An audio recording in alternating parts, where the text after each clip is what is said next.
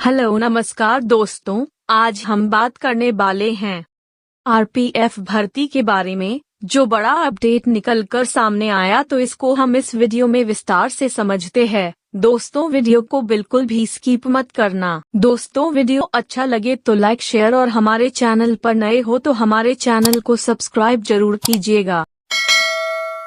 को लेकर short notification जारी किया गया है और ये गोपनीय था, इसको जो है बाहर नहीं आना था, लेकिन किसी कारण से ये नोटिफिकेशन बाहर आ चुका है, जिसके माध्यम से ही जानकारी मिल पा रही है। भारत सरकार रेल मंत्रालय द्वारा ये नोटिफिकेशन रेलवे बोर्ड के द्वारा जारी किया गया है। ऑर्डर यहाँ पर देखेंगे और नोटिफिकेशन 10 अक्टूबर 2023 को जारी किया गया है, इसके बारे में बताई गई है। अब इसमें बदलाव क्या हुई है तो समझ लीजिए। आरपीएफ की जो बहाली हुई थी 2018 में हुई थी। अब 2018 में जो बहाली हुई थी उसकी सभी प्रोसेस आरपीएफ द्वारा ही कंडक्ट कराए गए थे, लेकिन इस बार बदलाव ये हो रही है कि आरपीएफ की जो बहाली होगी यहाँ पर 2 फेजों में होगा।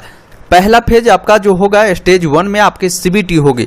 तो यहाँ पर सेकेंड पॉइंट में क्लियर बता दिया गया है कि जो 2018 के रूल थे उसमें कुछ मॉडिफिकेशन हो रहे हैं, कुछ बदलावे हो रहे हैं, जिसके बारे में इस नोटिफिकेशन को रेलवे बोर्ड द्वारा जारी किया गया है।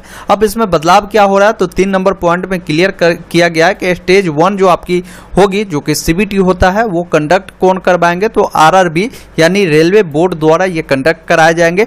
बाकी आपका जो सेकेंड फेज होते हैं जिसमें आपकी पीईटी और पीएमटी और मेडिकल और डीवी होता है, ये सभी प्रोसेस जो कंडक्ट करवाएंगे आपकी आरपीएफ द्वारा ही कंडक्ट कराए जाएंगे, जिसको लेकर कुछ संशोधित किए जा रहे हैं। अब 4 नंबर पॉइंट में बताया गया है कि ये जो भी मॉडिफिकेशन होना है इसके लिए कमेटी गठन किया गया है और उन तमाम कमेटी को बताया गया है कि 16/10/2023 तक इन तमाम मॉडिफिकेशन की प्रक्रिया है इसे संपन्न कर देना है। उसके बाद आपको नई नोटिफिकेशन देखने को मिलेगा नई भर्ती के लिए। तो आपने इस नोटिफिकेशन का क्लियर मतलब समझ चुका होगा। अब आपको बताते हैं, जब आपकी नई बहाली के लिए नोटिफिकेशन आएगी उसमें आपकी क्वालिफिकेशन क्या रखी जाएगी, एप्लीकेशन फी क्या होंगे, एग्जाम की क्या पैटर्न होगी, इसकी जानकारी जो आरपीएफ के द्वारा बहाली निकाले गए थे 2018 में, उस नोटिफिकेशन के अनुसार हम आपको बताते हैं, क्योंकि नई नोटिफिकेशन जल्द देखने को मिलेगा। तो लगभग आपको ये जो प्रोसेस हम बता रहे हैं वो लगभग प्रोसेस आपको सेम देखने को मिलेगा।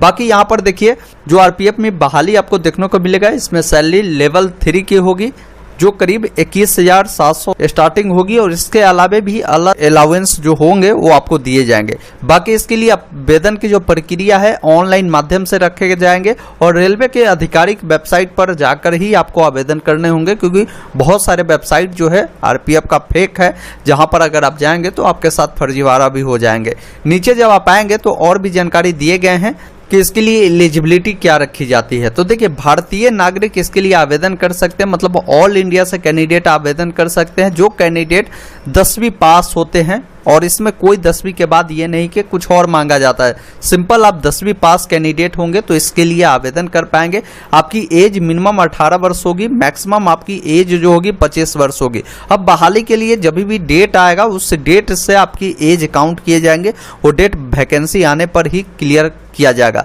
अब इसमें किस प्रकार आपकी चयन प्रक्रिया होती है उसके बारे में थोड़ा सा समझिए। सबसे पहला स्टेज आपका होगा कि ऑनलाइन अप्लाई करना होगा, फिर आपका जो सीबीटी एग्जाम होता है ऑनलाइन माध्यम से वो होगा। सीबीटी एग्जाम क्वालिफाई करने के बाद आपका फिजिकल मेजरमेंट होगा, जिसमें आपका हाइट नापा जाएगा। तो हाइट कितना होगा उसकी जानकारी बताई गई कि जनरल ओबीसी के कैंडिडेट होंगे, अगर आप पुरुष है तो 1.65 सेंटीमीटर आपकी हाइट होनी चाहिए, फीमेल के लिए 1.57 होनी चाहिए।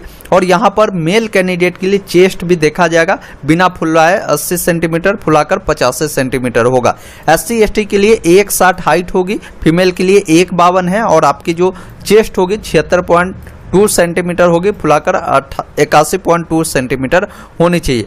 बाकी आप इन कैटेगरी से बिलोंग करते हैं तो आपकी जो हाइट होगी 1.63 होगी और फीमेल के लिए 1.55 है और आपकी जो चेस्ट होगी 80 सेंटीमीटर और फुलाकर 50 सेंटीमीटर रखे जाएंगे। नीचे जब आप आएंगे तो एज में रिलैक्सेशन भी है, जैसे SC ST को 5 साल, ओबीसी के लिए 3 साल और बाकी जो एक्स सर्विसमैन है उनको भी यहाँ पर एज में रिलैक्सेशन मिलता है। आवेदन जब भी आप करेंगे, अगर आप ओबीसी वाले कैंडिडेट होंगे तो आपको नॉन क्रीमी लेयर सर्टिफिकेट लगेंगे जो कि केंद्र सरकार वाला होगा। इन बातों को ध्यान रखेंगे। SC ST वाले कैंडिडेट के लिए कास्ट सर्टिफिकेट देने पड़ेंगे। ऑनलाइन अप्लाई करने के लिए आपको एप्लीकेशन फी देने पड़ते हैं। एप्लीकेशन फी की बात करें, जनरल, ओबीसी और ईडब्ल्यूएस वाले कैंडिडेट को 500 रुपये देने होंगे, जिसमें आपको 400 रुपये रिफंड कर दिए जाते हैं जब आप अपना सीबीटी एग्जाम देते हैं। तो उसके बाद जो SC ST वाले कैंडिडेट होंगे और कोई भी फीमेल कैंडिडेट होंगे तो उनको 250 रुपये का पेमेंट देना होगा। जैसे ही आप सीबीटी एग्जाम इसका दे देते हैं तो पूरा का पूरा पैसा जो है आपका 250 रिफंड कर दिए जाते हैं। अब इस भर्ती की प्रोसेस किस प्रकार होगा, कैसे आपकी सिलेक्शन होगी, उसके बारे में बताया गया कि फर्स्ट स्टेज में आपकी जो है होगी सीबीटी एग्जाम होगा। फिर सेकेंड स्टेज में फिजिकल एफिशिएंसी टेस्ट, जिसे PET के नाम से आप जानते हैं, वो होगा। उसके बाद फिजिकल मेजरमेंट टेस्ट होगा, जिसमें आपकी हाइट, आपकी रनिंग, ये सब प्रक्रिया कराई जाएगी। और थर्ड स्टेज जो होगा आपका डॉक्यूमेंट वेरिफिकेशन होगा। उसके बाद आपकी ट्रेनिंग प्रक्रिया, ज्वाइनिंग प्रक्रिया होगी। जो फर्स्ट स्टेज आपके होंगे सीबीटी, तो सीबीटी के बारे में जानकारी दिया गया कि सीबीटी के लिए आपकी जो इसका एग्जाम होगा, जिसमें इतने सारे लैंग्वेज आपको देखने को मिलेगा। आप जो भी लैंग्वेज से एग्जाम देना चाहते हैं उसे ऑनलाइन आवेदन करते समय प्रेफरेंस के तौर पर आप डाल सकते हैं। एग्जाम का जो स्टैंडर्ड रहेगा ये 10th लेवल की, इसमें आपको प्रश्न देखने को मिलेगा। साथ ही साथ नेगेटिव मार्किंग का प्रावधान है, 1/3 नेगेटिव मार्किंग भी इसमें आपको देखने को मिलेगा। एग्जाम का जो ड्यूरेशन होगा 90 मिनट का होगा। 120 प्रश्न पूछे जाएंगे।